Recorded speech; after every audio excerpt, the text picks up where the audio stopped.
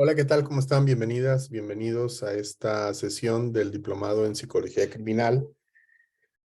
Mi nombre es Aurelio Coronado y como saben, en esta sesión comenzamos a hablar acerca del fenómeno del asesino multitudinal, del asesino múltiple, o también llamado asesino serial. Vamos a dedicar algunas sesiones para hablar acerca de ello. Y bueno, mostraremos algunos ejemplos y mostraremos algunos, sobre todo hablaremos en esta primera sesión de algunos mitos que hay al respecto del fenómeno de asesinos en serie. Habría que decir en un primer momento que el fenómeno del asesino en serie es un fenómeno más bien mediático. Ya explicaré cómo, a qué me refiero cuando digo esto. Es un fenómeno más bien social, que tiene sus connotaciones, pues obviamente psicológicas o sus elementos psicológicos. El fenómeno del asesino en serie eh, tiene por lo menos, como veíamos en las primeras sesiones del diplomado, pues ya casi 100 años que que se ha hablado de esto, que se ha acuñado el término, que se ha utilizado en periódicos, luego en la televisión, en cine, en libros.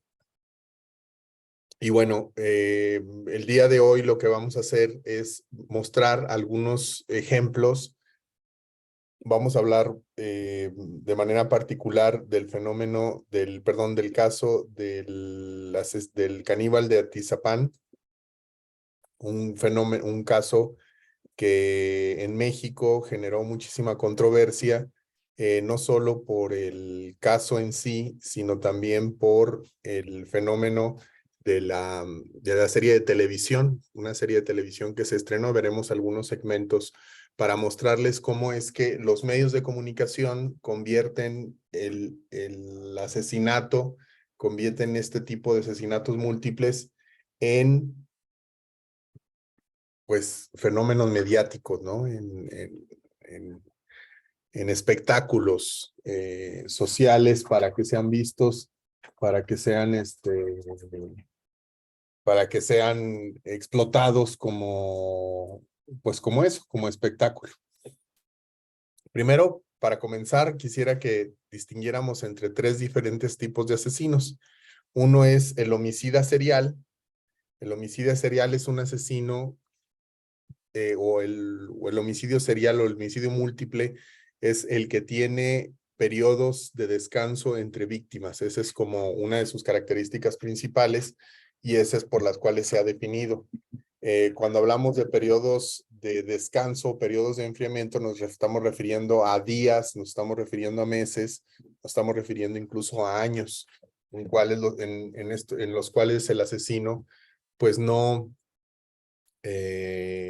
está activo, y esa sería la diferencia con otros tipos de homicidas. Por ejemplo, con el homicida serial de rápida sucesión o el spree killer. Este es un asesino que también tiene perdón, múltiples asesinatos en un periodo también mucho más corto de tiempo que el homicida serial, en diferentes lugares, con un periodo de enfriamiento significativo entre los homicidios. Es decir, comete asesinatos, luego su periodo de enfriamiento y luego otra vez asesinatos.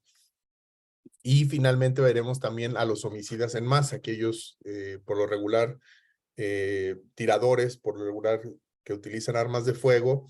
Es un individuo que comete múltiples asesinatos en un solo evento o situación, generalmente en un solo lugar, ¿no? Los asesinos en masa son como los que hemos estado viendo y el fenómeno muy común en Estados Unidos, los mass shooters, estos personas que salen con armas de fuego pues a cometer diferentes homicidios. A diferencia de los asesinos en serie, y de los asesinos en serie, los spree killers, los asesinos en masa no tienen un periodo de enfriamiento entre sus homicidios y sus crímenes y suelen ser el resultado de un estallido violento concentrado. Entonces vamos a ver estos tres grandes ejemplos, pero pues vamos a comenzar con el caso de los asesinos seriales. Primero lo que tendríamos que decir es que el concepto de serial, pues obviamente se refiere a la consecución de los homicidios, es decir, ha habido una serie de asesinatos que son detectados por las Fuerzas Armadas, por la policía, por las autoridades, y estos son atribuibles o son atribuidos a un asesinato, a un asesino en particular o asesinos. Hay una connotación interesante con respecto al tema del asesino serial, que tiene que ver con los programas de radio que existían hace ya casi un siglo.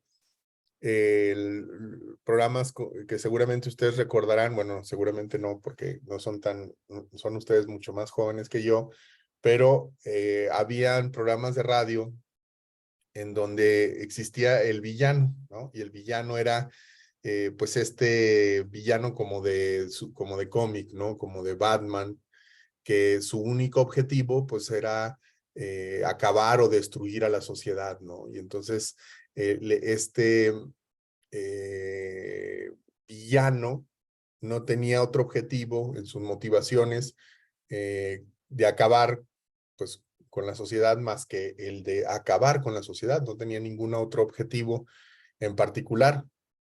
Por eso al inicio se utilizó mucho para referirse pues a estos crímenes sin sentido, ¿no? Esa era.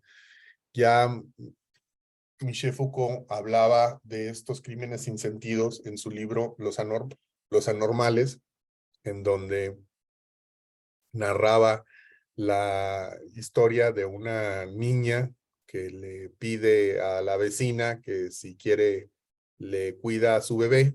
Esta accede mientras hace y lava la ropa, y narra los medios locales de aquella época cómo de pronto pues ver caer la cabeza de su bebé cercenada por la niña que había decidido cortársela, y entonces la madre sube de inmediato al segundo piso donde es que se encontraba la niña y el bebé y el cuerpo del bebé con la cabeza en la mano, y la encuentra y pues simplemente la ve cómo es que tiene el cuerpo entre sus manos y había decapitado al bebé, ¿no? Entonces llegan las autoridades y se volvió muy sonado en aquella época, que le preguntan a la asesina por qué lo había hecho, ¿no? Por qué había asesinado a la bebé, y dice, porque se me ocurrió. Dice, porque se me ocurrió hacerlo y por eso lo hice, ¿no? Y entonces ahí, dice Foucault, hay una escisión en la forma en la que entendemos al criminal, ¿no? El criminal como un enfermo mental, el criminal como un ser despiadado, sin ataduras a las morales que normalmente tendríamos, y que comete estos horroríficos crímenes, ¿no? Esta narrativa del persona que se encuentra fuera de este mundo, que te ve a los ojos, por ejemplo, dice, te ve a los ojos sin arrepentimiento, es una narrativa muy común que vamos a ver en los asesinos en serie. Hoy les voy a mostrar un ejemplo. Vamos a ver este capítulo del asesino en serie del caníbal de Atizapán, y van a ver ustedes que los expertos que muestran en la serie dicen este tipo de cosas, ¿no? Como es una persona que te ve a los ojos, es una persona que no muestra arrepentimiento, es una persona que ocultaba muy bien todos sus crímenes, ¿no? ¿Por qué? Porque hay una expectativa que el asesino va a ser diferente a nosotros, que este asesino será completa y absolutamente diferente. Entonces, cuando hablamos acerca de los asesinos en serie, por lo regular se suele obviar la motivación. Incluso si tú investigas en redes sociales o en redes sociales, o investigas en internet, te darás cuenta que hay muchos que hablan acerca de una necesidad psicológica, es decir, como si fuese una enfermedad ser un asesino en serie, como si fuese una condición que ciertas personas tienen y que a partir de ello, bueno, pues cometen sus crímenes. Esto, bueno, aclarando, no es verdad, no es que el asesino en serie sea un tipo psicológico, no existe un síndrome del asesino en serie, o no existe un asesino en serie como tal, como una configuración psicológica que comete crímenes simplemente por cometerlos. No quiere decir que no hayan existido personas con enfermedades mentales, con discapacidades psicosociales, con esquizofrenia, o simplemente personas profundamente crueles que cometen este tipo de crímenes y lo hayan cometido de manera consecutiva y que sean considerados asesinos en serie.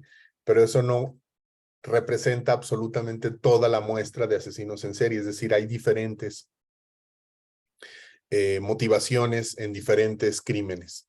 El número 2, lo que sabemos sobre el FBI, lo que sabemos sobre asesinos en serie, lo que se suele decir en series de televisión o lo que se suele decir en los libros en muchas de las ocasiones, viene de un estudio, y digo estudio entre comillas, que ustedes lo pueden ver en Mindhunters, ¿no? Esta serie de Mindhunters que, que les quiero presentar precisamente un extracto de una entrevista que le realicé al doctor Brent Turby para hablar al respecto. Déjenme se las muestro.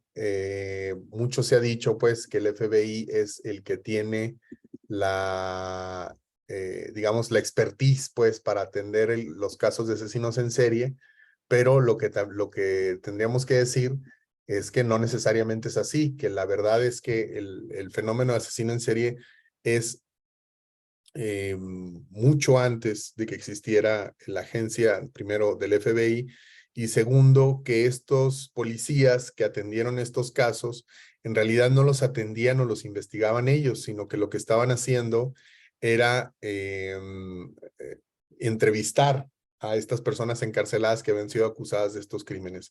Miren, quiero que escuchemos esto, que es una entrevista que hice con el doctor Ben Turby con respecto, un experto en el tema, hago la introducción de él, y habla acerca de cuál es la falsa creencia que tienen las personas acerca del FBI y el tema de los asesinos en serie. Vamos a escucharlo. En Corea, donde también se lee bastante, en Australia, pero también, por ejemplo, en Latinoamérica, bueno, perdón, no solamente su influencia académica, sino el trabajo que ha hecho como testigo experto. Alguna vez hacíamos el conteo, estábamos en Navojoa estábamos en Sonora, y estaba haciendo un conteo de la cantidad de casos que había tenido con agresores seriales, ¿no? Estábamos viendo, estaba cerca de los, creo que recuerdo el conteo, cerca de los 30 casos que había tenido, en donde había participado de alguna forma como investigador forense. Ya, evidentemente, en algunos había participado como testigo experto, participando en la corte, y en otros pues había generado un reporte, y estos reportes pues son en su mayoría públicos y los pone en sus libros de texto. Esto creo que es muy importante hacer notar todo este contexto, porque estamos hablando pues de una voz autorizada, porque en el área de la perfilación criminal, para todos los que me están escuchando, todas aquellas que saben sobre el tema, pues hay muchísima charlatanería, hay muchísima, bueno, charlatanería, pero también mucha exageración. A veces ni siquiera llegan a charlatanería, en una cuestión como necesariamente de engañar, sino simplemente ignorancia al respecto a qué se refiere perfilación criminal, porque suena tan sexy de verdad el nombre, porque lo han utilizado tanto desde los años 90, la televisión, el cine, y bueno, ahora las series de televisión en línea, que pues muchos profesionales se quieren identificar con este título y lo hacen pues sin pensar que realmente es una profesión y es una disciplina científica que tiene una aplicación pues laboral y forense.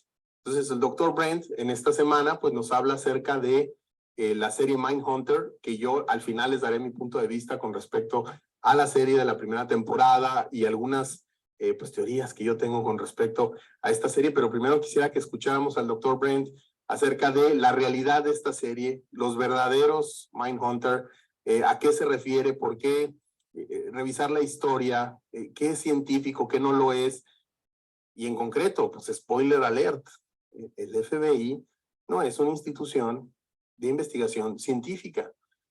Y eso nos sucede en muchos ámbitos en Latinoamérica. Pensamos en fuerzas de seguridad, en fuerzas de procuración de justicia, como si pudieran generar ciencia No quiere decir que no puedan participar, no quiere decir que no puedan financiar, no quiere decir que no puedan, digamos, de alguna manera aportar. Pero los que estamos del otro lado, que tenemos educación científica, como tú que me escuchas, pues sabemos que de hecho un poco así no funciona la academia. Entonces es muy interesante escuchar al doctor Brent. Si tú hablas en inglés, te recomiendo abrir el link que acompaña este video. Ahí podrás encontrar la versión completa sin mi traducción pues sesgada, horrible, que es más bien una interpretación de lo que de lo que nos comenta el doctor Brent acerca de la serie Mindhunter. Si no, puedes escuchar la versión que creo pues te puede ser útil mínimo para darte una idea de lo que nos estuvo platicando. Vamos a escuchar al doctor, regreso para hablarles un poco yo de la serie Mindhunter y pues para despedirnos les mando un abrazo. Escuchemos al doctor Brent Turby que nos graba desde Sitka, Alaska. Hola, ¿qué tal? Mi nombre es Brent Turby. Me ha pedido que hable acerca de la serie Mindhunter, que se acaba de estrenar en Netflix. Vi la primera temporada y de hecho me parece bastante buena. Si tú la estás viendo por puro entretenimiento, me parece perfecto. No hay nada que decir. Pero sí tendríamos que decir que de hecho la serie es bastante inexacta en muchas de las cosas acerca sobre todo de la relación de la perfilación con el FBI y sus capacidades. Algo que tendríamos que empezar diciendo es que el FBI no es ni por mucho de los primeros que empezaron a hablar acerca de asesinos consecutivos, seriales. Por lo menos podríamos decir que este tipo de fenómeno se ha investigado científicamente mínimo 100 años antes de la aparición incluso del mismo FBI, desde la criminología, la psicología. Incluso podríamos decir que la perfilación criminal tiene cientos de años de existencia en cuanto a lógica de investigación, mucho antes de la aparición de esta unidad de análisis de la conducta del FBI.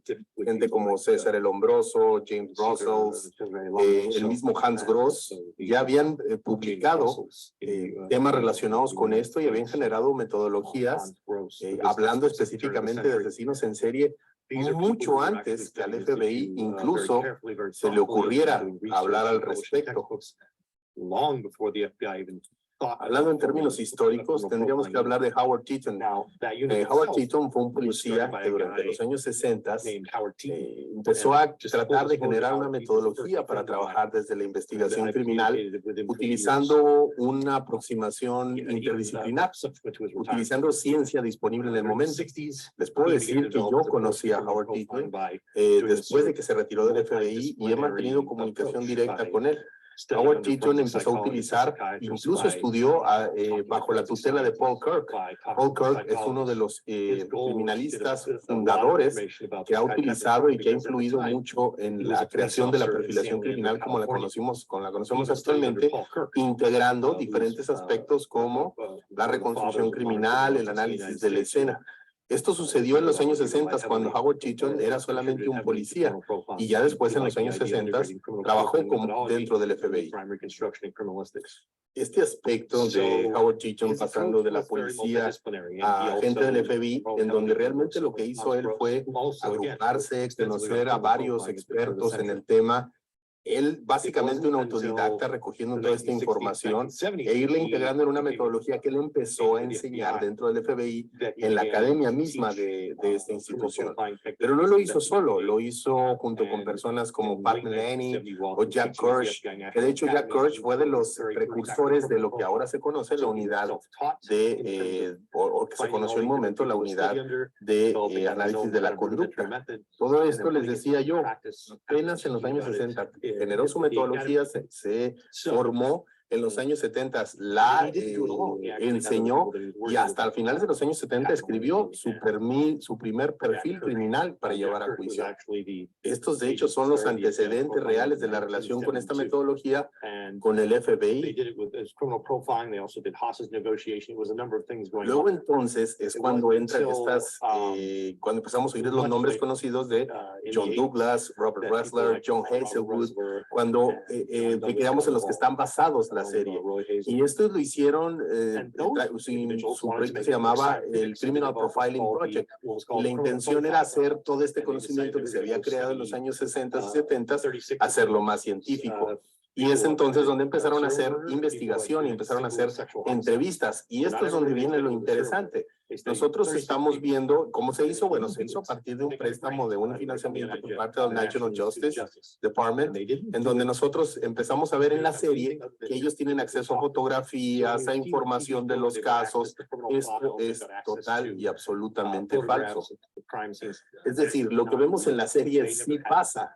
Van y entrevistaron a estos individuos, una muestra de 30 y tantos agresores, y los estuvieron haciendo entrevistas. Lo que no tuvieron acceso fue a los hechos.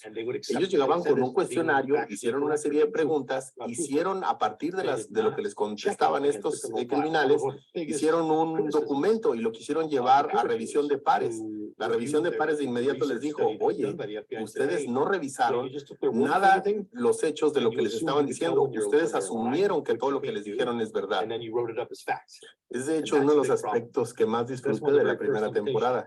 En cómo muestran, de hecho en la serie, cómo estos policías se aproximaron a problemas bastante complejos de la psicología y la criminología humana de manera muy cándida. Ellos no sabían poco o nada sobre fetiches, sobre machismo, sobre sexualidad humana, y se estaban enfrentando a toda esta información desde una perspectiva bastante inocente. Lo muestra la serie. Y eso fueron lo que hicieron en un punto muy inicial. Y las revisiones de pares que los hicieron precisamente les mostraron esto. Lo que están haciendo ustedes no es científico y no se puede considerar como tal. Es decir, estas personas no es que lo hicieron porque eran las más adecuadas, sino porque estuvieron en el momento adecuado, en el lugar adecuado. Y no es que estuvieran trabajando casos, sino que les dieron permiso de ir a supuestamente ayudar a fuerzas policiales a llevar algunos casos, llevando las entrevistas que habían ellos realizado.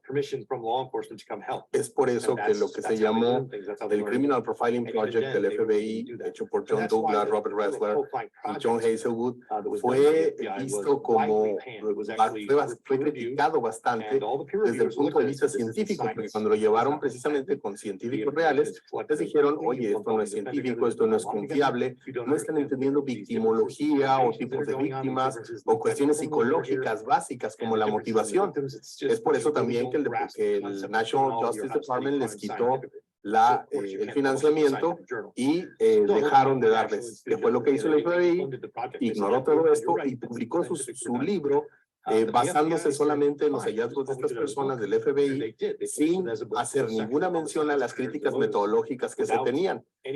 Lo publicaron como libro y el problema de este libro, bueno, pues fue evidente. El problema es que lo están utilizando luego para citarlo. Otros libros que sí son científicos. Es decir, este libro está basado en una serie de entrevistas por personas que no son científicas, que llevaron su trabajo con otros pares y que les dijeron, esto no es confiable, esto no puede ser utilizado, esto no son hechos, esto simplemente son entrevistas. Se empezó a utilizar después por mala información y por el trabajo público que le hizo el FBI, utilizado por otros trabajos científicos. Yo constantemente he advertido al respecto, lo pueden leer en el mismo manual, y el mismo manual del FBI dice, estos no son teorías científicas, no se debe utilizar para la resolución de casos. El asunto es pues que el FBI ha tratado de mantener esta imagen de que tienen información privilegiada, de que este estudio que se realizó o este pseudo estudio que se realizó de alguna manera les da una especie de credibilidad o les da algún tipo de autoridad para hablar al respecto. Esto es un problema. De hecho, reto cualquiera que me muestre un caso en donde estos agentes del FBI o cualquier metodología del FBI haya sido utilizada para atrapar a un criminal. Ese es tal vez el problema más grande de este tipo de presunción.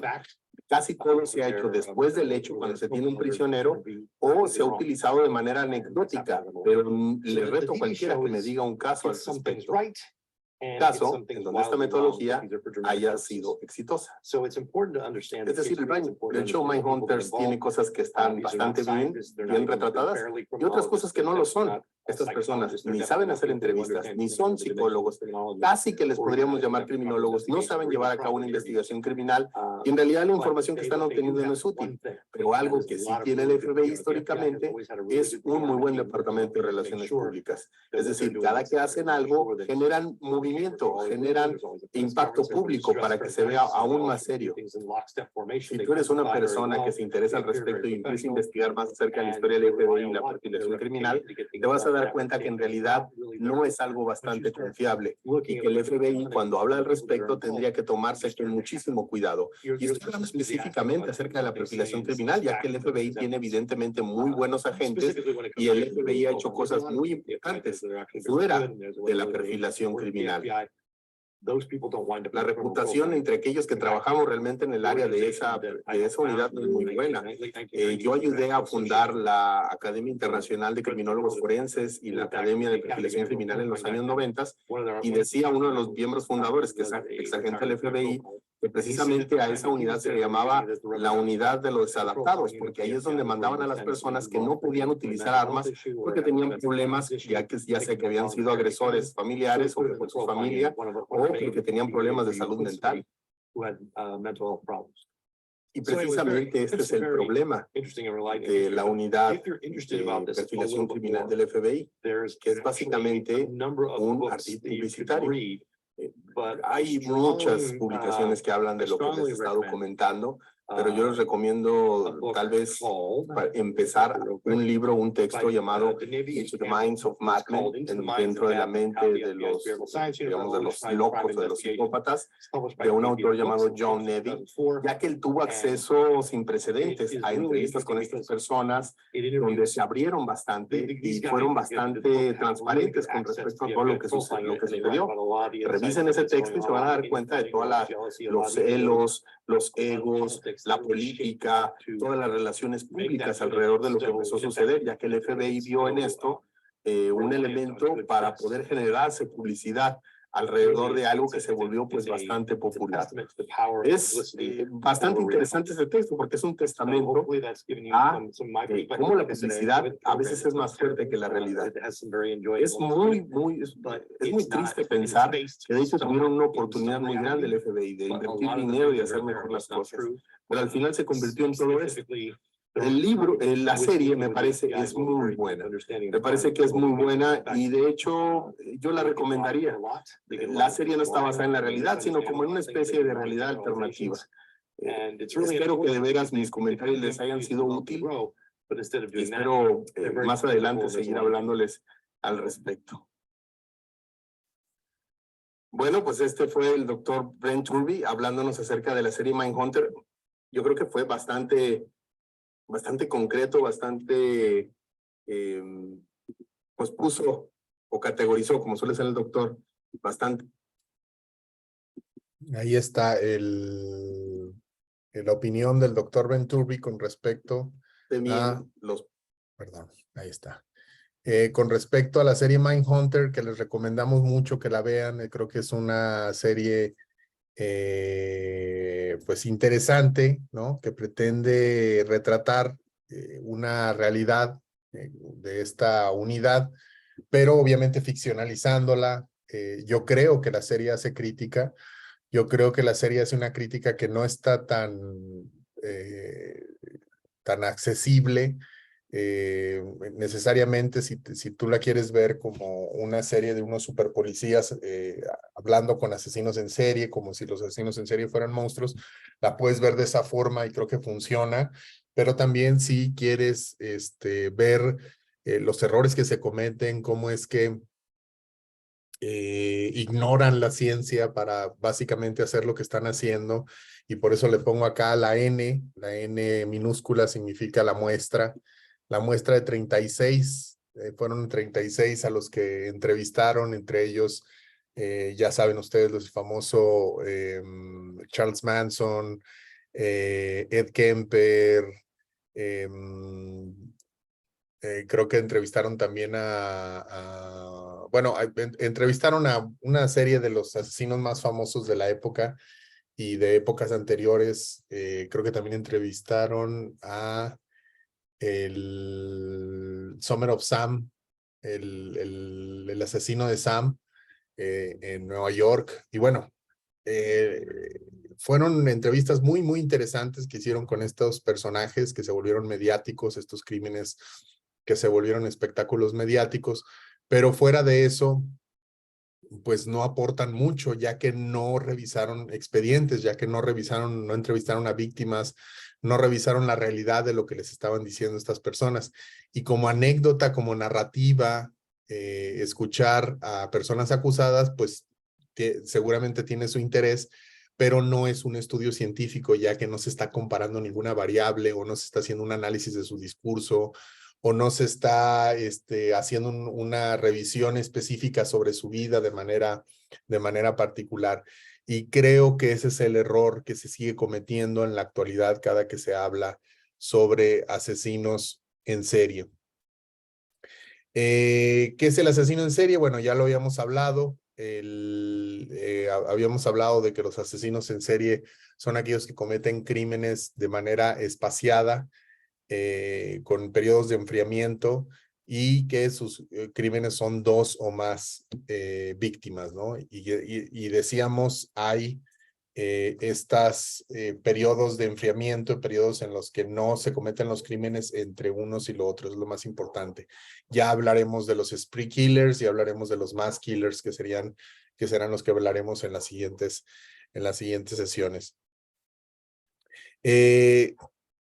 La verdad, como hemos estado hablando, como veíamos en las clases pasadas, pues los homicidios o las tasas de homicidios han disminuido de manera considerable con el paso del tiempo. Muchas de las tasas que se tienen ahora, por ejemplo en Latinoamérica, están muy altas, precisamente porque estamos entrando a otro pico, porque está habiendo un conflicto territorial, por cuestiones de crimen organizado y por otras tantos más. Violencia interpersonal, evidentemente, pero es cierto que cuando regresamos 100 años atrás, ¿se acuerdan cuando veíamos esta tesis de Steve Pinker, que decía Pinker, no vivimos en la época más segura de la humanidad? Y decía, bueno, sí, efectivamente es la época más segura de la humanidad en términos de homicidios y en términos de muerte prenatal, o incluso en términos de expectativa de vida, pero hay otras violencias que han ido surgiendo. Lo veíamos desde la perspectiva de las violencias estructurales, como nos habló el doctor Leonardo, ¿no? Entonces, sí hay que enmarcar el fenómeno del asesino en serie como un fenómeno muy, muy específico, un fenómeno muy, muy particular, del cual pues es interesante, pero hay que enmarcarlo en esta lógica. Vean ustedes, por ejemplo, los asesinos en serie por país. Esta es una estimación que hace la Universidad de Radford en el 2013 y calcula que hay en Estados Unidos entre asesinatos activos y personas condenadas ya, 2,320 asesinos en serie en Estados Unidos. Le sigue Inglaterra, Italia, Sudáfrica, Japón, Alemania, Canadá, India, Francia, Rusia, etcétera, etcétera, México, que son los asesinos históricos, pues, que ha habido, ¿no? En su momento. Fíjense, México tiene 22 asesinatos en serie. Vamos a revisarlos en su momento para que los vean ustedes.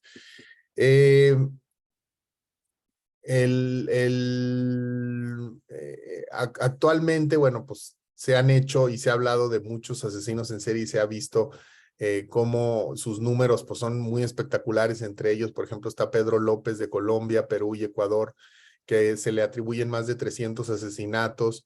Está Garavito por aquí, Henry Lee Lucas, al cual les recomiendo mucho. También hay un documental, una serie documental sobre él, Henry Lee Lucas, en Netflix, en donde muestran a más de, le atribuyen casi 200 asesinatos, y en esta serie de televisión nos muestra o nos enseña cómo muchos de esas eran confesiones pues provocadas o forzadas por parte de los policías para poder ir resolviendo asesinatos que ya tenían en el expediente. ¿A qué me refiero con esto? Que parte del fenómeno de los asesinos en serie tiene que ver con las policías tratando de hacer vinculación de casos que no necesariamente son vinculables. Estas vinculaciones de casos las logran a partir, pues, de identificar a alguien y decir, bueno, aquí tenemos un asesino en serie y pues resulta que él es el autor de todos estos asesinatos o de estos asesinatos que estamos viendo o que hemos visto en los últimos años, ¿no? Y así de esta forma se adjudican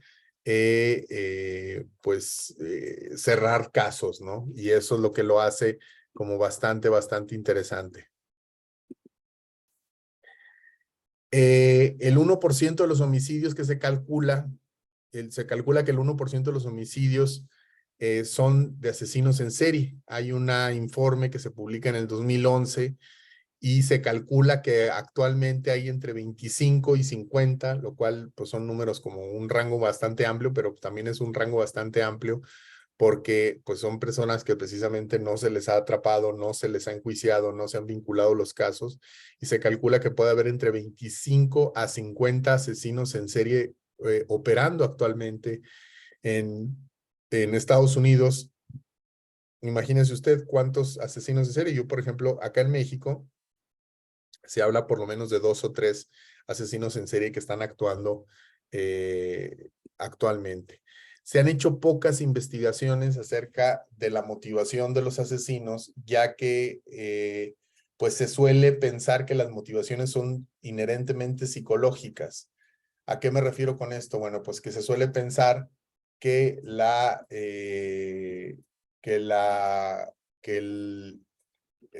hay una sed de asesinar, ¿no? Hay una sed de matar, ¿no? Y que esa es la motivación, es decir, no hacen otra cosa más que matar por matar, ¿no? Asesinar por asesinar.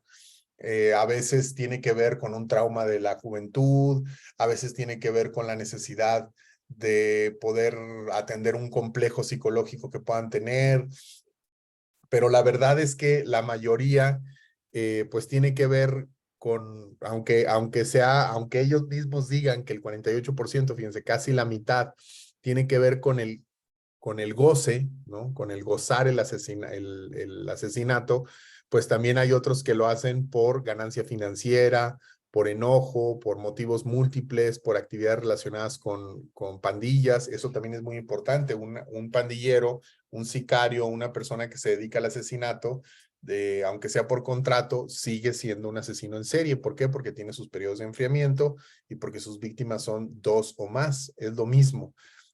Es decir, las categorías simplemente tienen que ver con la cantidad de asesinatos y con la forma de cometerlos. ¿Quién es la persona? ¿Cuáles son sus motivaciones? ¿Cuál es su contexto? ¿Cuál es el modus operandi? ¿Cómo va cambiando esto? Eso es independiente de la definición. Pero otra vez se suele pensar que el asesino en serie es asesino en serie por serlo nada más y no porque hay otras variables que se encuentran ahí presentes. Ahorita más adelante vamos a ver un extracto que escogí de una serie de televisión que estrenó la Suprema Corte de Justicia de la Nación en México de un asesino en serie para que ustedes escuchen a los expertos y cómo es que los expertos repiten estas cosas que hemos dicho y que les estoy mostrando son mitos. Y esto lo hacen principalmente porque, pues porque así es como se les educa. Estamos constantemente como construyendo una, una, eh, una pues una mitología al respecto de los asesinos en serie, ¿no? Una mitología al respecto de los asesinos en serie.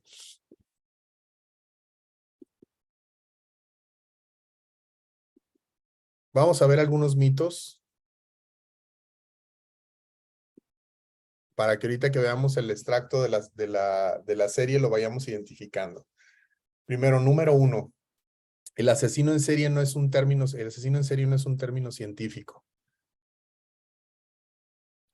El asesino en serie es un término mediático, es un término que utilizaron simplemente para clasificar a aquellos que han cometido uno o dos, más crímenes con periodos de enfriamiento, pero luego se ha convertido en un fenómeno mediático. en el términos de que, y ahorita lo van a ustedes escuchar en el documental, cómo es que, y pongan mucha atención cada que utilizan el término asesino en serie, cómo es que hablan como si hubiera un tipo de persona que es un asesino en serie, es decir, que comete asesinatos en serie. No es un término que se haya estudiado de forma científica, sino no se puede agrupar estos individuos por sus características más que por sus asesinatos. Es decir, es una etiqueta que le ponen los medios de comunicación a ciertos casos que, como hemos dicho, se han mediatizado y que a partir de ellos se vuelven, pues relevantes ante la opinión pública, y a partir de esta relevancia es que se va construyendo pues una mitología, como decíamos, ¿no? Y se va construyendo una narrativa sobre las biografías de estas personas, o sobre sus estilos de personalidad, o sobre sus fetiches, o sobre muchas cosas que están alrededor, o sobre sus relaciones personales que tenían antes de ser atrapados. Todo esto tiene que ver con alimentar el interés público que hay por conocer más sobre estas entidades, sobre estos monstruos, sobre estas,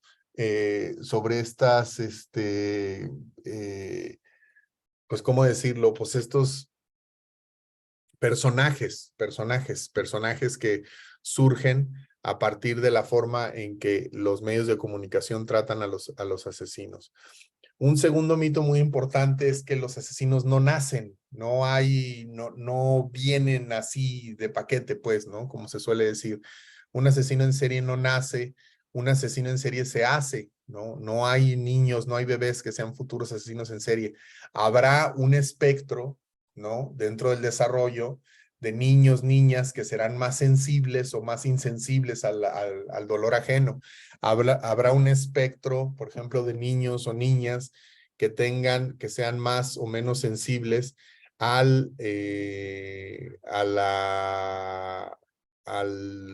por ejemplo, al dolor ajeno o al tener empatía con los demás. Pero esto no quiere decir otra vez que de ahí surjan los asesinos en serie, sino que cada uno de ellos, otra vez como decíamos, tendrá diferentes sensibilidades, diferentes motivaciones, diferentes estructuras psicológicas, cada uno de ellos.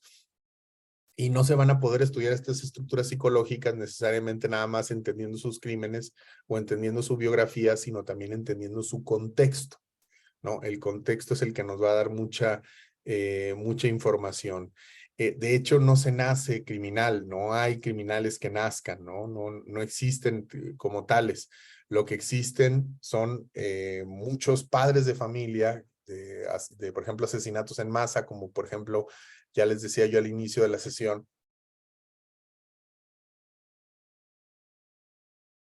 por ejemplo, los padres de los que cometieron la masacre en la escuela de Columbine, pues una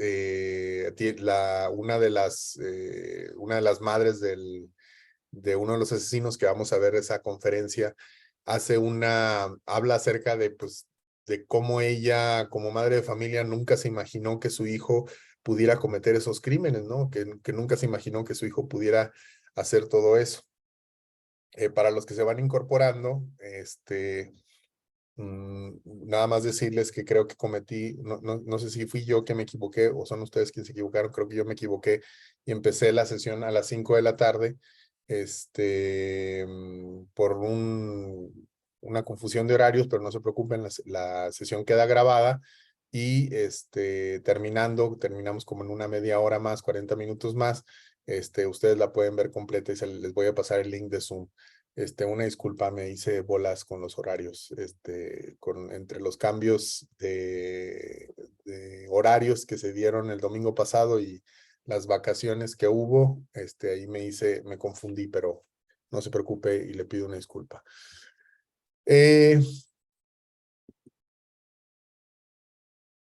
Ok, gracias, Miguel. Sí, yo también pensé que estaba mal, es que me hice bola. Yo dije, mira, nadie se unió, yo estaba dando mi clase y de repente se empezaron a unir y ahora me acabo de dar cuenta de que inicié una hora antes. Bueno, te agradezco mucho, Miguel. Y ahorita yo les paso el link de la sesión luego en cuanto termine, con una media hora más.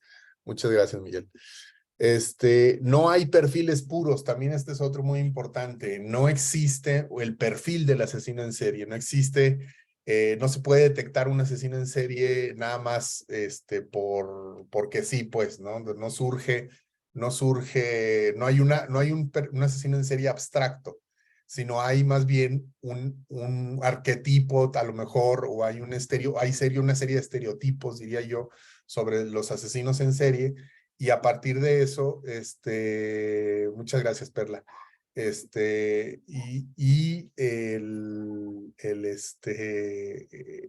La idea, la imaginación de que este no cumple con un asesino en serie, un perfil de asesino en serie puro.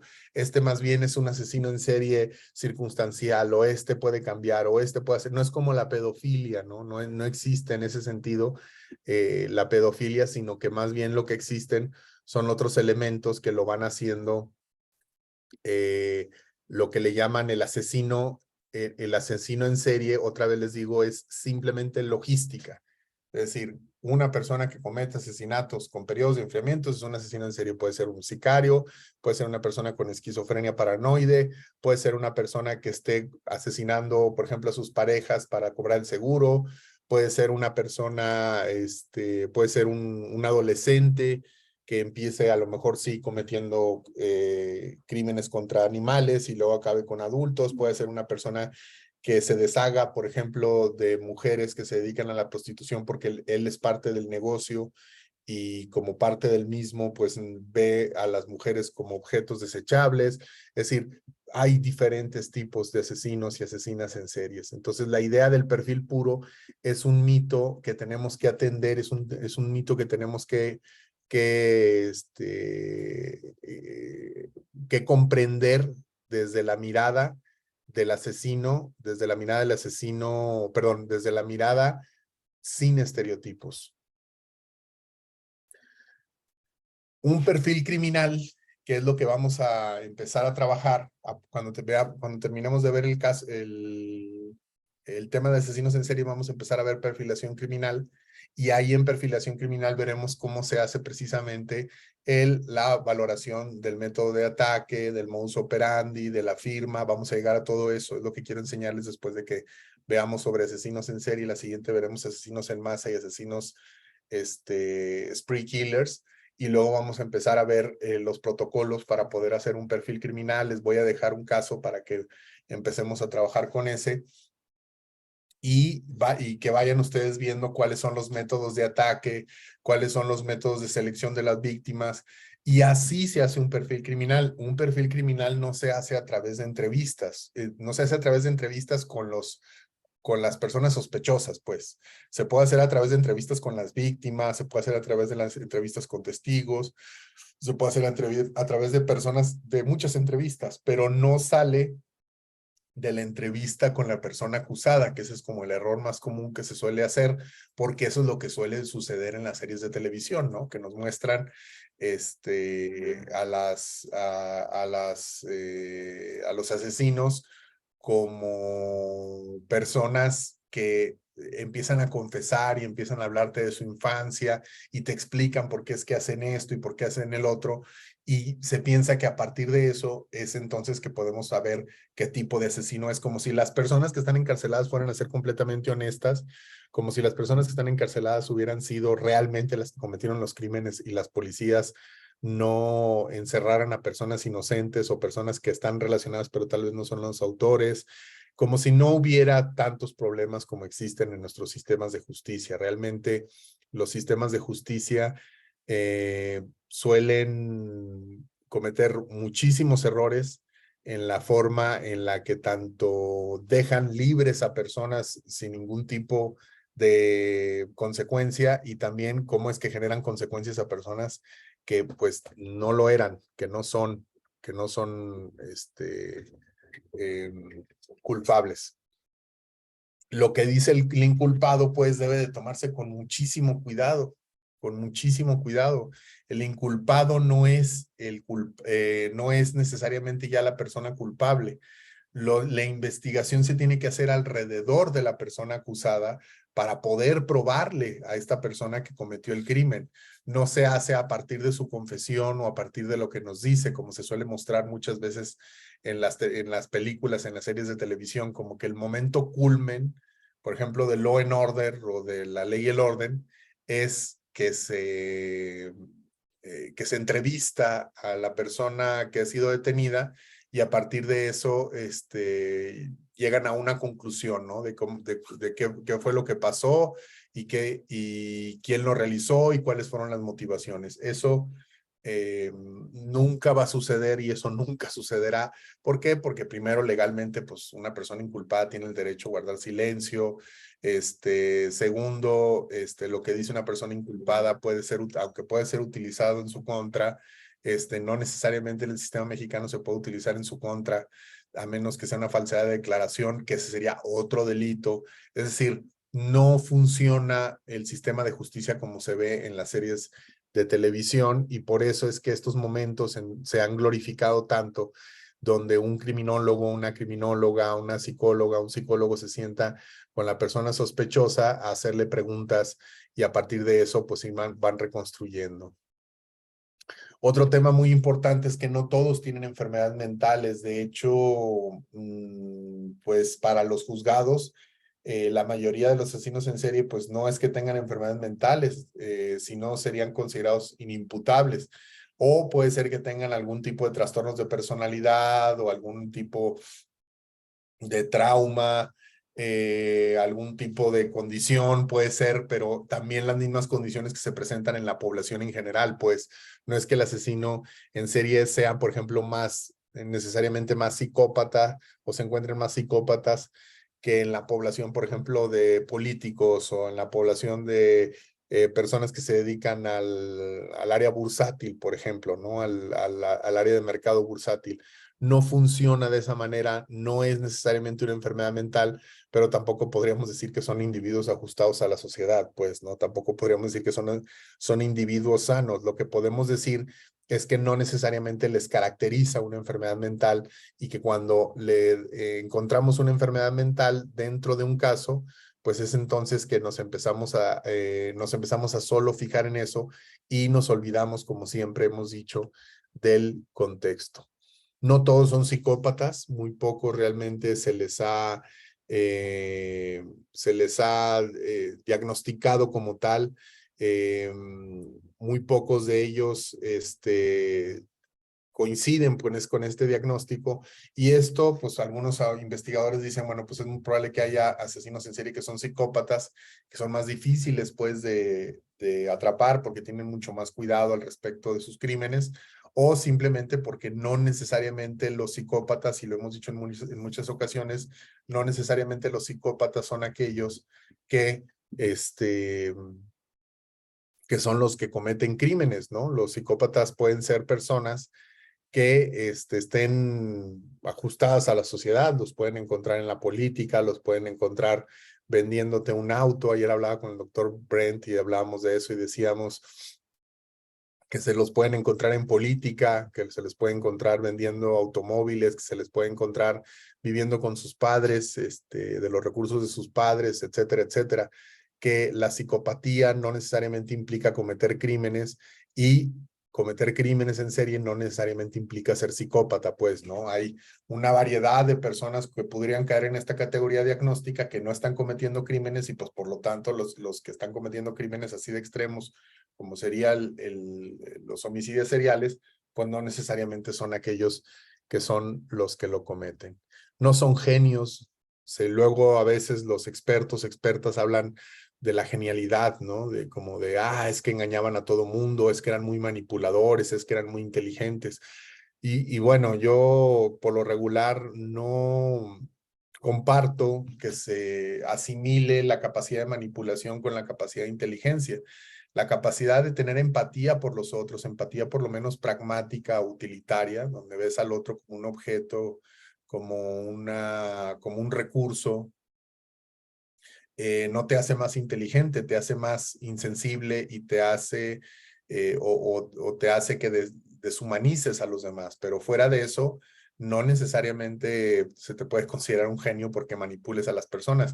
La mayoría de las personas saben cómo manipular a los demás, pero simplemente deciden no hacerlo porque ven en el otro una persona a la cual se debe respetar, a un humano que tiene fallos, que tiene debilidades, que tiene fortalezas, y que la explotación de sus debilidades, pues no te hace más inteligente, sino te hace más gandalla, ¿no? Te hace una persona, pues más insensible. Muy pocos son sádicos y aquí tendríamos que ver, y ahorita les voy a poner este documental y van a ver ustedes identificar si esta persona era sádica o no. Durante el documental se utilizan muchos conceptos, entre ellos el concepto de sadismo. ¿Qué es qué es un personaje sádico o qué es un sádico? Bueno, pues un sádico es aquel que disfruta con el dolor o con el sufrimiento de otros. Disfruta sexualmente, me refiero. Mientras está sucediendo, está disfrutando sexualmente.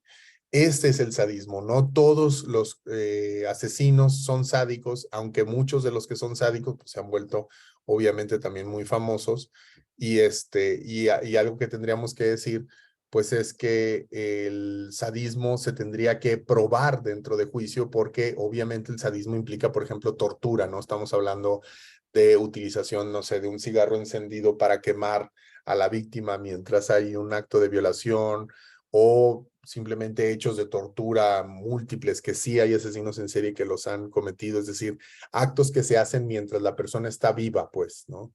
Eso es lo más importante, porque mientras la persona está viva, pues tiene la capacidad de sufrir y esta capacidad de sufrir es de la cual se alimentan el agresor o el asesino. Entonces sus motivaciones tienen más que ver con cuestiones culturales, con la forma de deshumanizar a los demás, más que con traumas de la infancia. Lo que nos suele mostrar CSI, Criminal Minds, etcétera, etcétera, pues nos suele mostrar a los asesinos en serie como que todo surgió porque en la infancia hubo un trauma que les generó una enfermedad mental y que de pronto ya no pueden detenerse y de manera compulsiva van cometiendo estos crímenes. Otra vez, no digo que no sea posible que existan este tipo de criminales o este tipo de historias en donde estas personas existan severos maltratos en la infancia. Seguramente se les deshumanizó para que puedan deshumanizar después, pero no son todos los casos, ni esto define al asesino en serie. Recuerden que lo que define un asesino en serie es la comisión de asesinatos en un orden determinado. Miren, bueno, para los que se van conectando, ya les había dicho que me equivoqué, discúlpeme usted, me equivoqué de hora y empecé una hora antes, empecé a las 5 de la tarde, en lugar de empezar a las 6, no sé por qué, como que se me fue la onda de la hora, yo creo que me quedé con la hora en la que vieron al doctor Leonardo, y y bueno, pues llevo desde las 5 de la tarde, si te estás uniendo, ahorita terminando la sesión de hoy, que la termino como en una media hora, les paso el link para que la vean desde el principio y bueno, les pido una disculpa por el error en el horario. Vamos a ver este primer capítulo porque me parece como muy interesante ya que se presentan muchos, hay que ver, quisiera que viéramos esto de manera muy crítica. Esto que vamos a ver es una serie de televisión producida por la Suprema Corte de Justicia de la Nación en México y tratando de hacer uno de los documentales que se hacen, estos documentales sobre crímenes que se han vuelto muy populares en plataformas de streaming. Tratan de mostrarnos el caso del caníbal que le llamaron los medios de comunicación el caníbal de Atizapán. Atizapán es una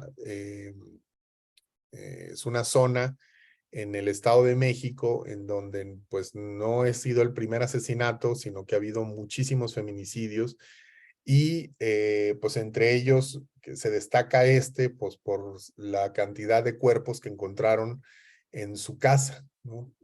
Yo he trabajado pocos casos de asesinos en serie, trabajé uno en Quintana Roo, recuerdo alguna vez, y cuando estuve en la cárcel estuve atendiendo algunos ya como psicólogo penitenciario, pero son realmente pues casos raros, no son tan comunes.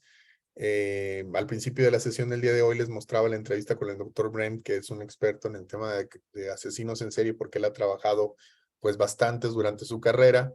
Y este es un caso que efectivamente se destaca Pero lo que quiero que veamos en esta primera clase es que veamos estos mitos puestos en la forma en que se narran los hechos. Entonces vamos a irlo viendo y le voy a ir deteniendo para que írselo señalando para que vayamos aprendiendo, y cuando veamos los siguientes capítulos, los diferentes videos de asesinos en serie, ustedes los empiecen a identificar y aprender. Vamos a verlo. Maestro, ¿nos podría enviar la diapositiva por el WhatsApp?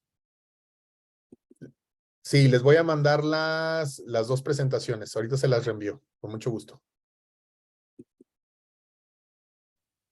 Un caso estremecedor. El presunto feminicida serial de 72 años de edad detenido en Atizapán de Zaragoza por el asesinato de una mujer de 34 años. Reina González, vecina de su colonia, había desaparecido el fin de semana. Los agentes encontraron los restos de la mujer en el sótano de la casa de este individuo. Por fin aterraron a Caligas de Atizapán.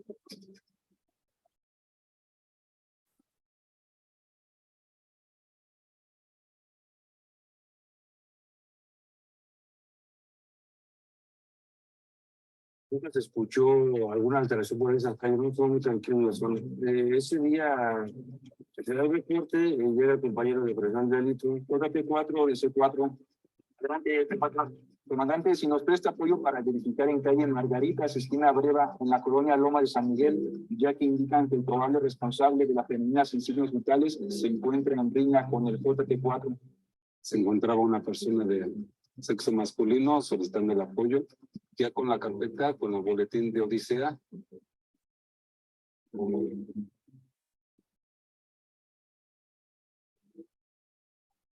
Nos reporta una femenina sin signos vitales, al parecer víctima de feminicidio. Asimismo indican que el presunto responsable continúa en el lugar. Avanzando a calle Margaritas. El día que capturaron a Andrés, nos encontrábamos circulando sobre calles aledañas al domicilio del señor Andrés.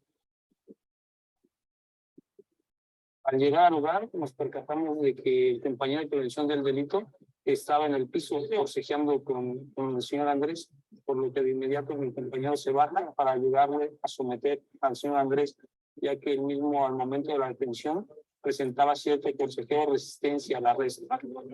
Nosotros pensamos que nada más era una pelea de vecinos, una pelea con el compañero. Nunca nos imaginamos que fuera la expresión.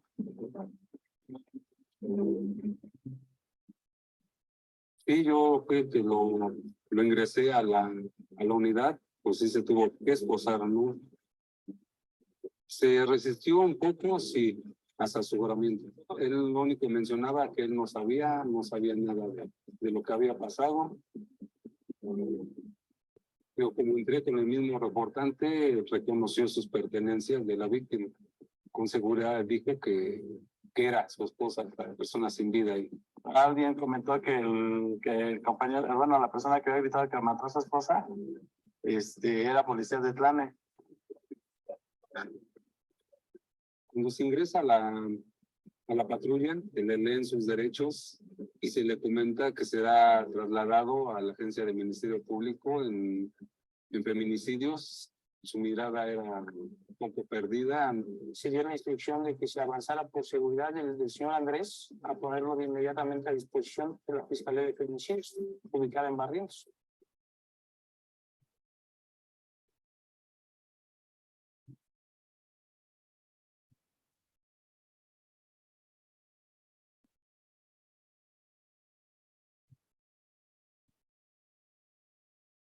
En este momento se trata de tener la Fiscalía Especializada en Feminicidios.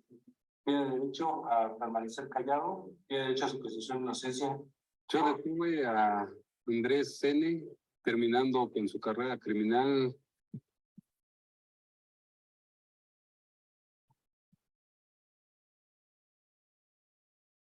Ya después empiezan a informar de lo que estaba haciendo en el lugar y yo le informo a mis manos. Delante de 704. Aplícame el rojo con protección civil y bomberos. Este es afirmativo de la femenina en rojo. Y después llega la fiscalía y ya se cargó de toda la situación. Entonces ya mi jefe de turno, que los compañeros, estaban en el área.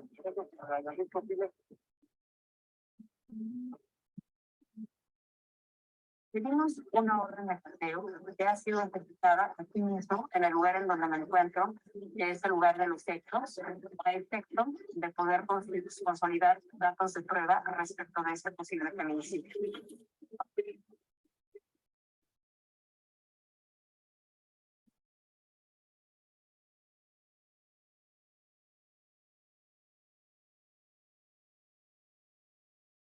Que ya fue vinculado a proceso Andrés N., este presunto feminicida serial, por su presunta participación en el asesinato de una mujer de 34 años en Atizapán de Zaragoza. Además de la vinculación a proceso, el juez le dictó prisión preventiva y fijó un plazo de 3 meses para concluir las investigaciones.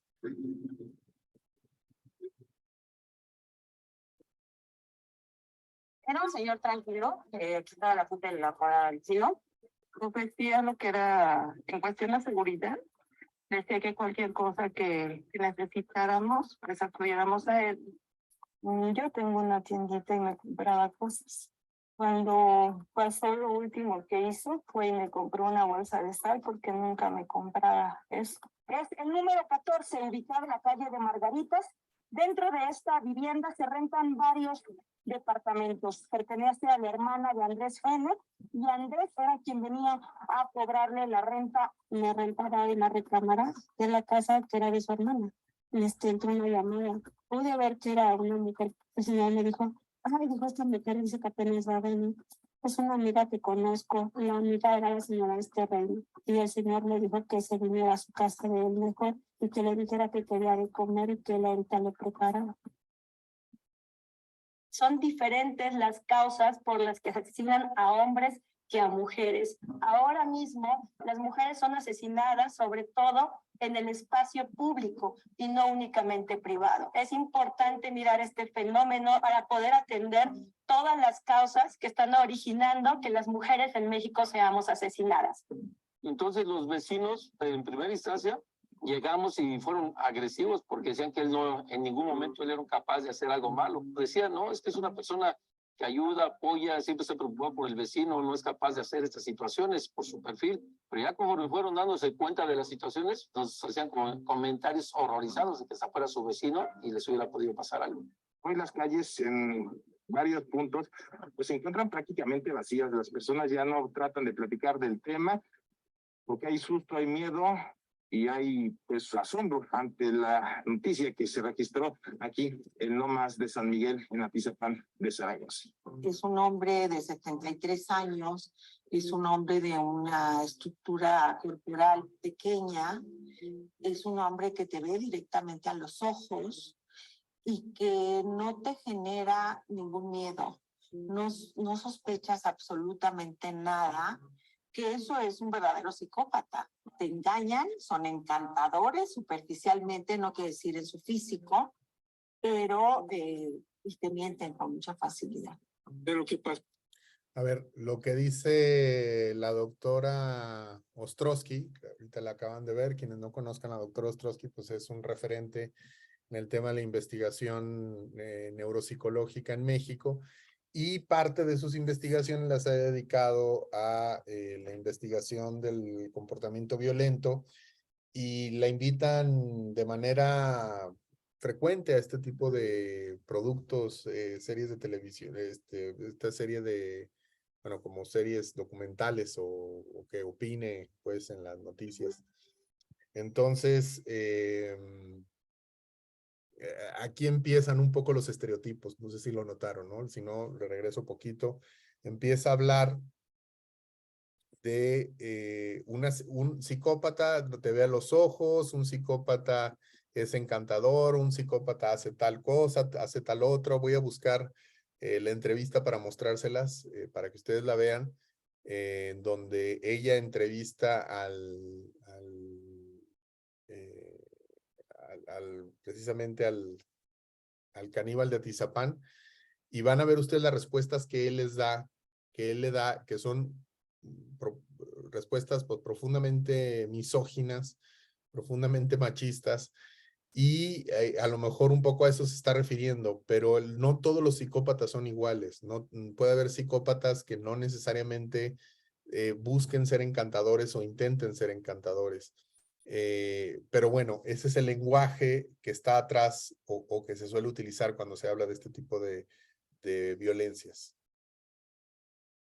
73 años, es un hombre de una estructura corporal pequeña, es un hombre que te ve directamente a los ojos y que no te genera ningún miedo, no sospechas absolutamente nada, que eso es un verdadero psicópata.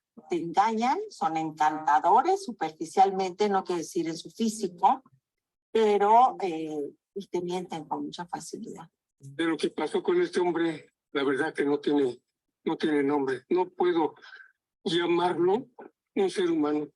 El día que agarraron al señor Andrés en su domicilio, nos dimos cuenta porque escuchamos un grito. Se escuchó muy cerca. Pensamos que era en la misma casa donde estábamos. Yo salí a la puerta y vi que había 2 patrullas, me parece. En una de ellas estaba el señor Andrés. No duermo la noche. Me daban pesadillas nomás de pensar en este hombre. Y ya después fue una persona a comprarme y vi que estaba viendo. Ya claro que me asomo, ya le tenían a él detenido ahí. Y ya fue cuando la hermana de la que había matado me dijo, no, es que mató a mi hermana. Y sí, ahora hasta que me fui en shock, yo dije, ¿qué es esto? Y yo le dije, ¿por qué? ¿Por qué lo hiciste, Andrés? ¿Por qué? Para entender un poco más del caso que estamos abordando, sí creo que tenemos que hablar de la situación de inseguridad y de violencia generalizada que se vive en México y cómo ha ido creciendo en los últimos años. Y también tenemos que hablar del fenómeno de la impunidad, que es ante los delitos y violencias que ocurren en el país, la autoridad no logra dar con los responsables y asignar una sanción, reparar el daño y evitar que este tipo de cosas sigan ocurriendo. Gracias a este señor policía que estaba buscando a su esposa, él hizo que lo detuvieran. Salvó a muchas más mujeres a que tuvieran el mismo destino.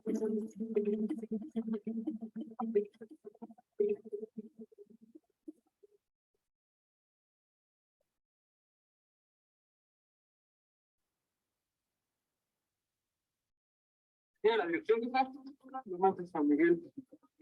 ¿Qué es lo que reporta? Una orden, mi jefe me dijo, prepara gente porque vamos a ir a apoyar a gente de la fiscalía. ¿De qué serviría la herramienta? ¿Qué unidad de la herramienta de las 5 personas? El trabajo que realizamos en conjunto con ellos siempre es el retiro o la inspección o el ir a hacer un cuarto, porque es parte del trabajo que nosotros también hacemos con ellos, ¿no? Lo extraño fue que nos dijeron que nos lleváramos palas, picos y carretillas, o sea, pues, bueno, ¿qué vamos a buscar, no? ¿Qué vamos a hacer? Lo tomamos muy normal. Yo en lo personal, pues son servicios no comunes, pero que realmente pues atendemos, ¿no? Y cuando nos dijeron, váyanse, íbamos en un camión, yo lo iba manejando el camioncito de bomberos, y pues íbamos platicando de siempre es la curiosidad, ¿no? El qué pasará, qué habrá, te imaginas 1,000 cosas, menos llegar a un lugar en donde destazaban gente, ¿no?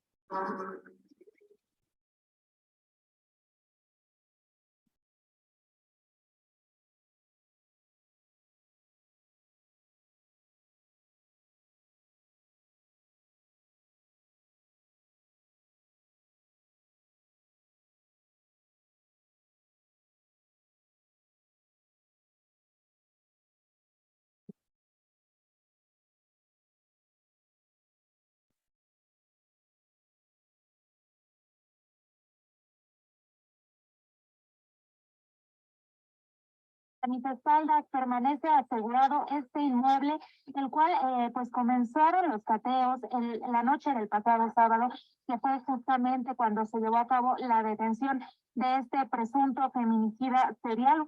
Nosotros íbamos a ingresar a la casa del feminicida, se sentía un ambiente bastante pesado y pues con un aroma muy penetrante, olía como a sangre, olía muchísimo a vinagre.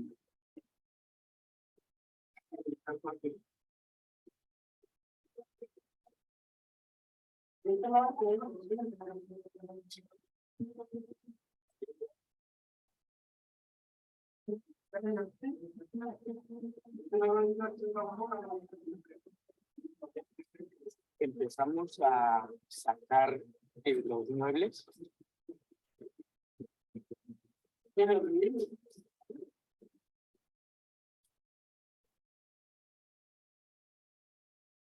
Empezamos a mover sillones que estaban pues llenos de sangre, bancos como de madera, en donde pues tenía todavía pedazos como de carne, sangre y machetes y cuchillos que se encontraban en el lugar. Abrimos un refrigerador que se encontraba ahí, en el cual en la parte del congelador había una lengua, había sartenes con sangre ya cocida y él le ponía chile, le ponía cosas así porque pues él así se lo comía y muchísimas tortillas, ¿no? En unas esquinas te encontrabas muchos zapatos, zapatillas, ropa de mujer. En otra esquina de su casa tenía bolsas, tenía maquillaje. Ya en esa parte, en ese punto, olía muchísimo a carne muerta, a carne podrida.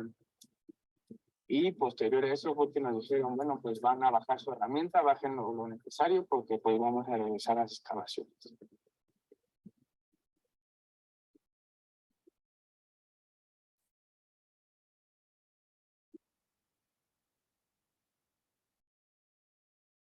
El señor Andrés es muy listo porque jamás dio a notar un acto que pudiera provocar una sospecha de algo anormal.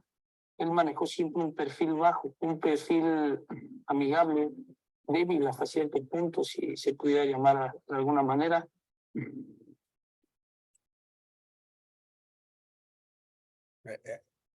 Ahí está el mito de que es muy listo, ¿no? Es muy listo. Ya veremos en las siguientes, les quiero mostrando poco a poco, no toda la serie, pero algunas partes. Y se van a dar cuenta algo muy importante, que él andaba afiliado con un partido político y que de hecho utilizaba esa afiliación, como veían ustedes una vecina que decía, si tienen problemas con la seguridad o algo, vengan conmigo y yo se los arreglo.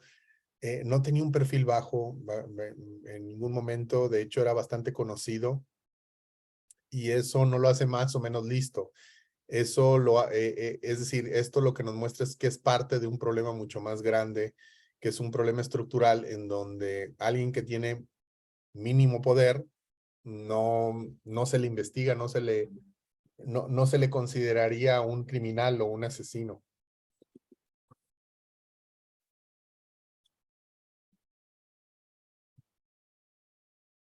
Y sí te sorprende, no más que nada, porque si tú estás trabajando todos los días en esa colonia, en varias colonias de tu sector, y te encuentras con eso, con una persona que tanto tiempo estuvo haciendo daño, y nunca nadie sospechó eso. Todo lo tienen por el señor Andrés, muy buena persona en la colonia, pero todo así que así lo disfrazó hasta que salió todo esto.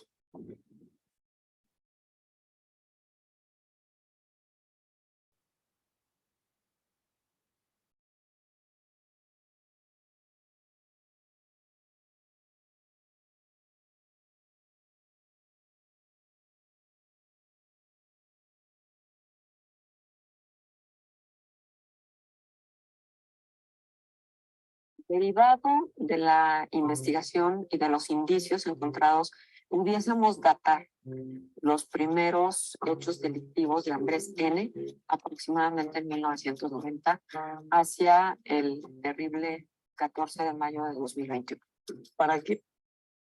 Desde los 90s hasta el 2021 y nadie investigó ningún caso, los múltiples decenas de casos que hay, como para poder dar con un vecino de las víctimas.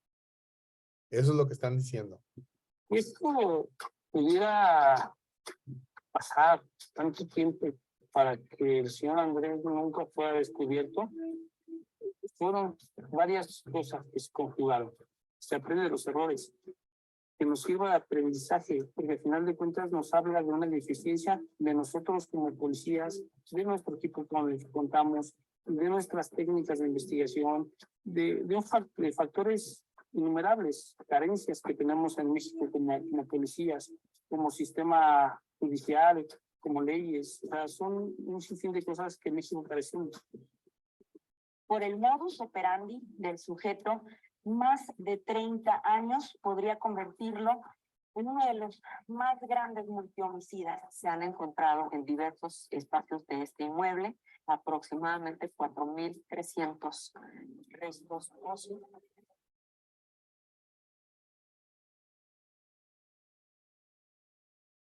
Bueno.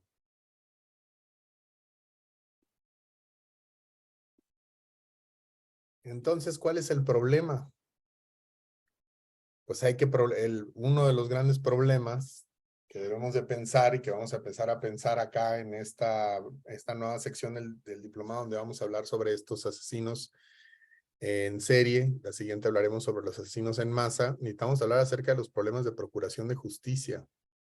Si era una persona que localizaba a todas sus víctimas dentro de una zona geográfica, que es el Estado de México, con una vinculación con ellos, victimológica, como son sus vecinos, ¿cómo es posible que en 30 años nadie lo haya señalado por lo menos, o se le haya investigado mínimamente? Bueno, pues como decía el policía, dice, se aprende de los errores. Tal vez fue nuestro error no haberlo atrapado en 30 años.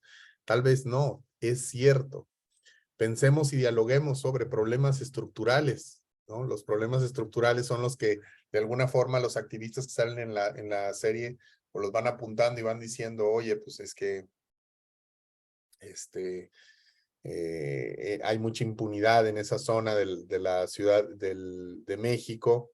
Pensemos y dialoguemos sobre la profesionalización. ¿Qué necesitamos saber para aquellos que de verdad se quieren dedicar a esto?